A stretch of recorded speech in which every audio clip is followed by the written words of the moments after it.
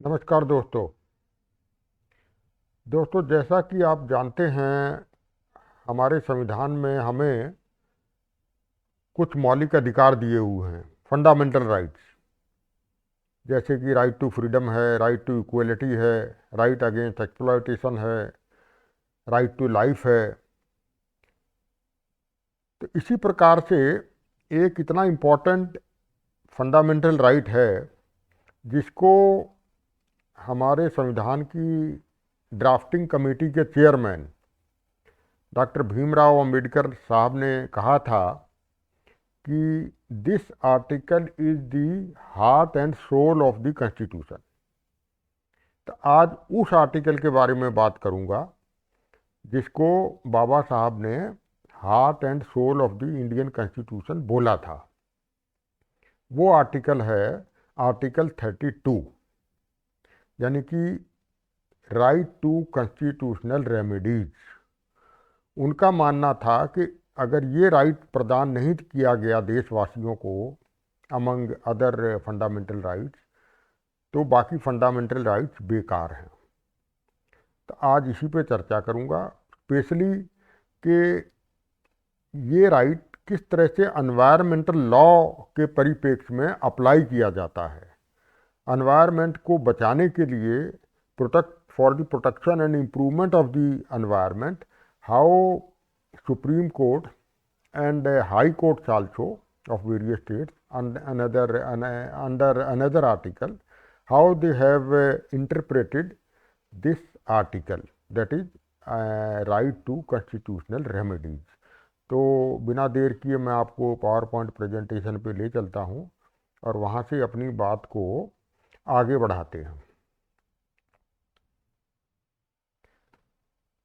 तो ये टॉपिक रहेगा दोस्तों एनवायरमेंटल लॉ के अंतर्गत राइट टू कॉन्स्टिट्यूशनल रेमेडी, जिसमें मैं आर्टिकल 32 और आर्टिकल 226 के बारे में आज इस अपने वीडियो में बात करूंगा। और राइट टू लाइफ आर्टिकल 26, इसके बारे में मैं एक वीडियो ऑलरेडी अपलोड कर चुका हूं, उसको भी आप देखिएगा। और आज के वीडियो में अब आगे बढ़ते हैं। ये देखिए, तो आर्टिकल 32 जो कि क्या कहता है, article 32 provide the right to constitutional remedies, which means, क्या मतलब क्या है इसका, that a person has right to move to supreme court for getting his fundamental rights protected. If a person may be individual or a group of persons or any organization, अगर उसको लगता है कि हिज और her fundamental rights are being violated, they are being infringed upon, तो then he और she has the right to directly move to supreme court. Under article 32 वो supreme court में जा सकता है, और अंडर आर्टिकल 226 वो हाई कोर्ट में, स्टेट की हाई कोर्ट जहाँ पे वो लोकेटेड है, जहाँ पे वो रहता है, वो वहाँ पे अप्रोच कर सकता है। While supreme court has power to issue writs under article 32।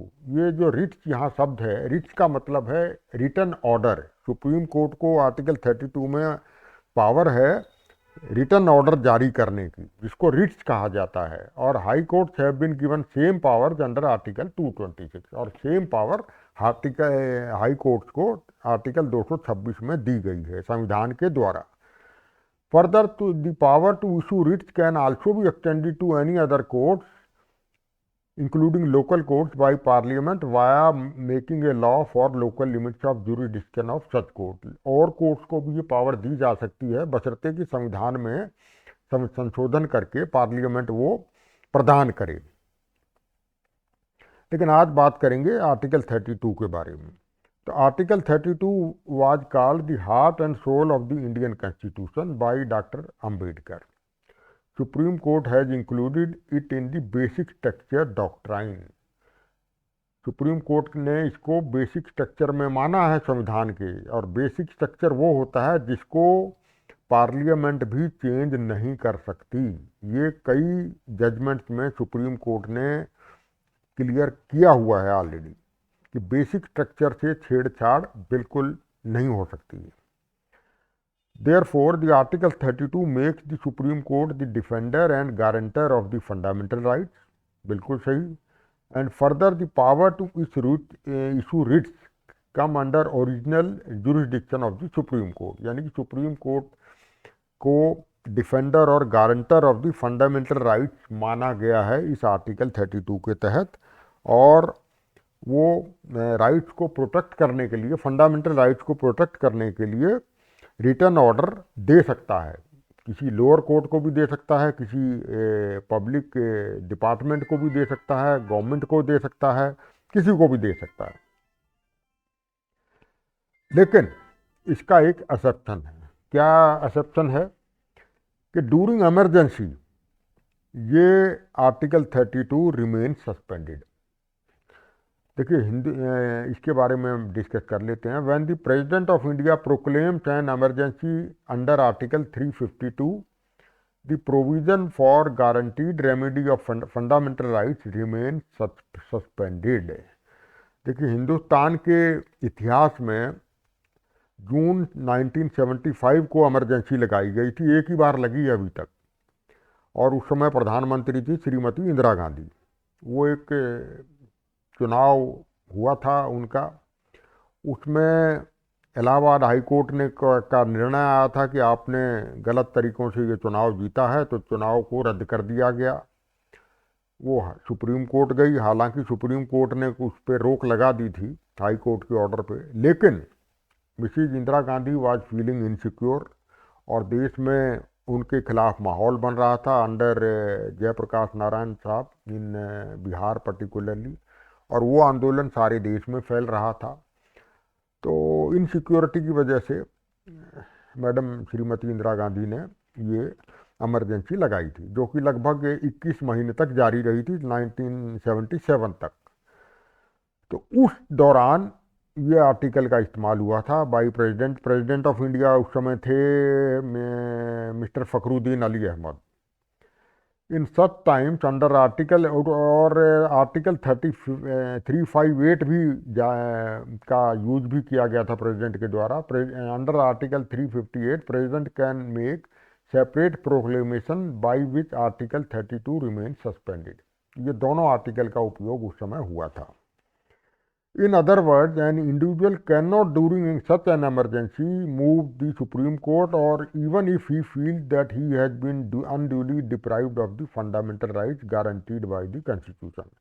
तो फंडामेंटल राइट्स चाहे वायलेट भी हो रहे हों तो क्योंकि आर्टिकल 32 सस्पेंड कर दिया जाता है इमरजेंसी के दौरान, तो an individual can not move to the supreme court under article 32 और article 226 to any high court. तो इसके पीछे क्या तर्क दिया डॉक्टर भीमराव अंबेडकर ने कि he observe that the interest of the state as a whole are of much greater importance than those of the individual. जब इमरजेंसी लगाई जाती है तो स्टेट का यानी कि कंट्री का इंटरेस्ट है वो ज़्यादा इम्पोर्टेंट हो जाता है. किसके कंपैरिजन में? इंडिविजुअल के कंपैरिजन में. Therefore individual liberty can not be allowed to destroy the very fabric of the national security. तो उन्होंने तो यही माना था कि नेशनल सिक्योरिटी जब खतरे में हो जाती है या डेमोक्रेसी खतरे में हो जाती तभी ये इमरजेंसी लगाई जाती है, और यही मैडम श्री इंदिरा गांधी ने मान करके इस इमरजेंसी को लगाया था जून 1975 में. तो अब आते हैं कि कौन कौन सी वो रिट्स हैं. रिट्स जैसा कि मैंने बताया कि एक किस्म का रिटर्न ऑर्डर होता है that is issued by supreme court और हाई कोर्ट. तो ये 5 रिट्स हैं. तो पहली रिट्स हैं हेबिस कॉर्पस, यानी कि इसका मतलब है यू में हैव द बॉडी, और इसके ये लैटिन वर्ड्स हैं ज़्यादातर. एक प्रोहिबिशन को छोड़ के बाकी सारी ये जो शब्द लिखे गए हैं रिट्स के, ये these have come from derived from Latin. तो हेबिस कॉर्पस का मतलब होता है टू रिलीज. ये ऑर्डर तब जारी किया जाता है जबकि किसी पर्सन को अनलॉफुली डिटेन कर लिया जाए, किसी गवर्नमेंट के द्वारा या किसी प्राइवेट कस्टडी में या किसी प्रिजन में. प्राइवेट भी हो सकता है और गवर्नमेंट भी हो सकता है. तो उसको रिलीज करने का जब ऑर्डर देती है सुप्रीम कोर्ट या हाई कोर्ट, तो उसे हेबीज कॉर्पस के माध्यम से वो ऑर्डर किया जाता है। दूसरा है मंडामस, ये भी एक लैटिन वर्ड है। ये सुप्रीम कोर्ट के द्वारा एक ऑर्डर जारी किया जाता है। इसका इसका मतलब होता है आपको निचली कोर्ट से या ट्राइब्यूनल से या किसी पब्लिक गवर्नमेंट डिपार्टमेंट से कोई काम करवाना हो। मान लीजिए म्युनिसिपल कॉरपोरेशन आपका काम नहीं कर रहा है, आपका सीवर की सफाई नहीं हो रही है, पब्लिक आपके स्ट्रीट्स की सफाई ठीक नहीं हो रही है, या और कोई इस तरह से गंदगी फैली हुई है, तो इस काम को करवाने के लिए मंडामस के माध्यम से एक ऑर्डर जारी किया जा सकता है, जो कि किया भी गया है। मैं आगे एग्जाम्पल के द्वारा आपको समझाऊंगा, कुछ केसेस हम लोग लेंगे। तीसरा है सर्टियोररी, यानी कि इसका मतलब है टू बी सर्टिफाइड। ये भी एक आपका लैटिन वर्ड है। ये इसका मतलब है to quash the order already passed by an inferior court और ट्राइब्यूनल और quasi judicial authority. Lower court के ऑर्डर को अगर ये सुप्रीम कोर्ट कैंसिल करती है, तो वो सर्टियोररी के माध्यम से ये इस किस्म के ऑर्डर जारी करती है, उसको ये निचली कोर्ट का ऑर्डर निरस्त हो जाता है। चौथा है प्रोहिबिशन। प्रोहिबिशन मतलब किसी को रोकना, को रोक लगाना। ये इंग्लिश का शब्द है। To prohibit an inferior court from continuing the proceeding in a particular case where it has no jurisdiction to try. जब सुप्रीम कोर्ट को लगता है कि लोअर कोर्ट का जुरिडिक्शन नहीं है, तो वो उसको प्रोहिबिट करता है और प्रोहिबिशन के माध्यम से एक ऑर्डर जारी करता है। लास्ट है क्वो वारंटो। ये भी लैटिन वर्ड है। इसका मतलब है व्हाट इज योर अथॉरिटी। इसके माध्यम से ये कहा जाता है कि ये ऑर्डर तब जारी किया जाता है, कब? To restrain a person from holding a public office which he is not entitled. कोई मंत्री भी हो सकता है या कोई और कॉन्स्टिट्यूशनल अथॉरिटी हो सकता है, जिसको कि रोका जाता है सुप्रीम कोर्ट के द्वारा कि आप इसके पद के लायक नहीं हैं और ये गलत तरीके से आपकी अपॉइंटमेंट की गई है, तो वो क्वो वारंटो के माध्यम से ऑर्डर जारी करते हैं। अब आते हैं कुछ केसेस पे। तो सुप्रीम कोर्ट ने जो आर्टिकल 32 के अंदर डील की, ये जो राइट टू कॉन्स्टिट्यूशनल रेमेडीज में जो सुप्रीम कोर्ट ने टेकअप किए केसेस, तो एक केस था रूरल लिटिगेशन एंड एंटाइटलमेंट केंद्रा वर्सेस स्टेट ऑफ यूपी 1985 में।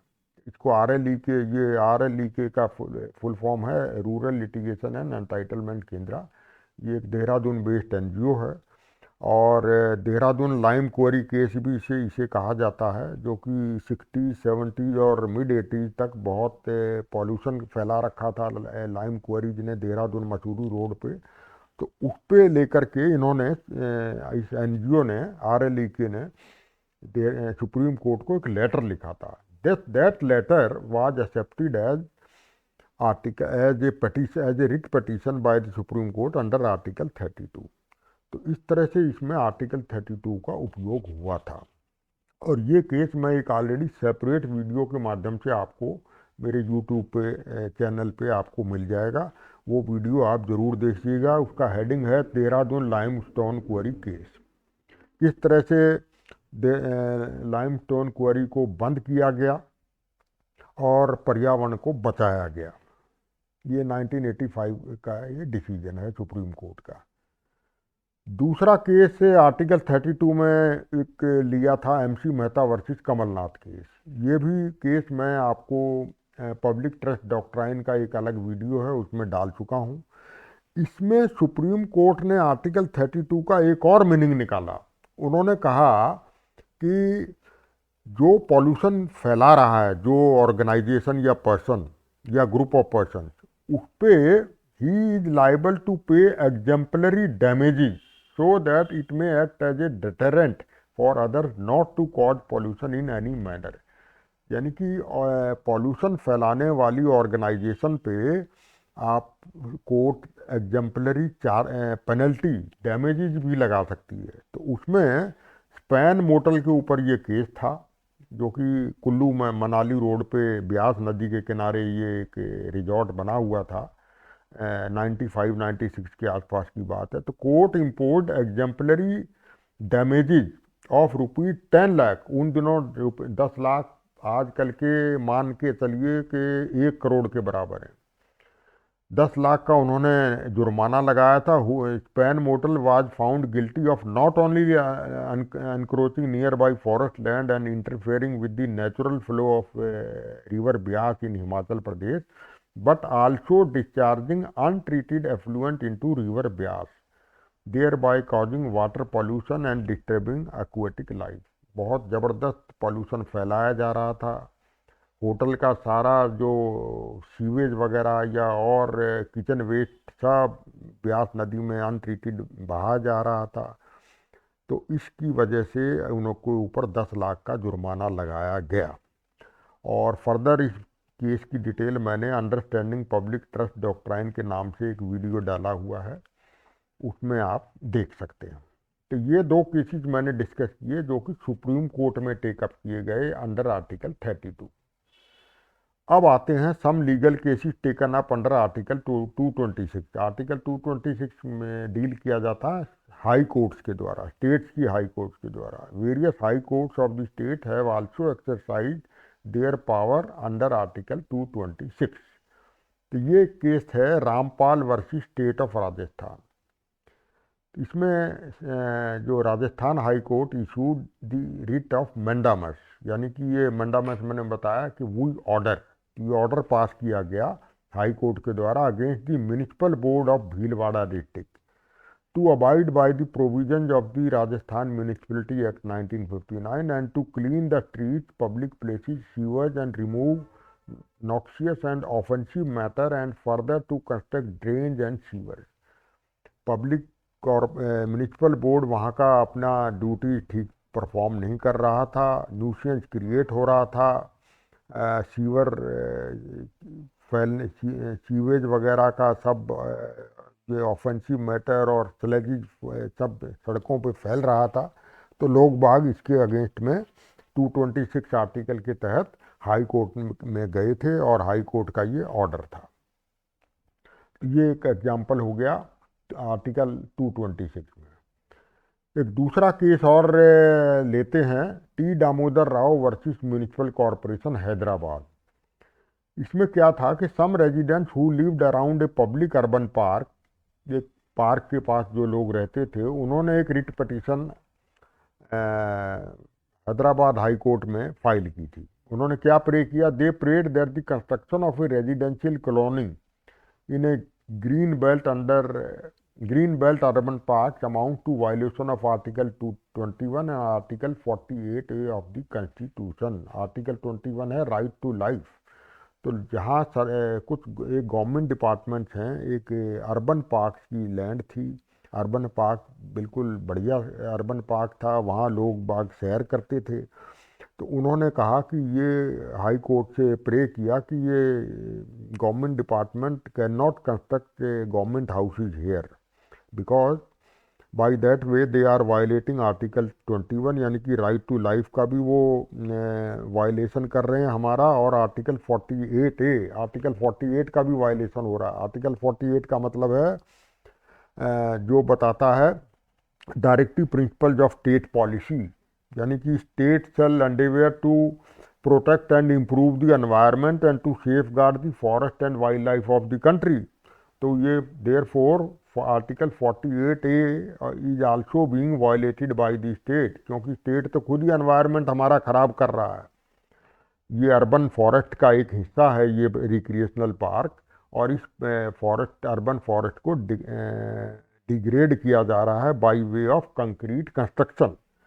इसमें भी the court issued A writ of mandamus against raising structures on a parkland and asked the state government to remove them as construction on a recreational park amounted to violation of the right to life guaranteed under article 21 of the constitution। तो ये court का फैसला था कि आप right to life में, right to life का उन्होंने मतलब दिया right to live in a congenial environment, एक हेल्दी एनवायरनमेंट में रेजिडेंट्स को रहने का हक है, क्योंकि पार्क में वो लोग जाते हैं अपने सेहत के लिए, शारीरिक सेहत के लिए, फिजिकल हेल्थ के लिए और मेंटल हेल्थ के लिए, to remove the psychological stress for evening and morning walk and for playing of the children. So that park cannot be used for construction purpose. तो ये था दूसरा case under article 226 where a state high court issued an order in the form of mandamus.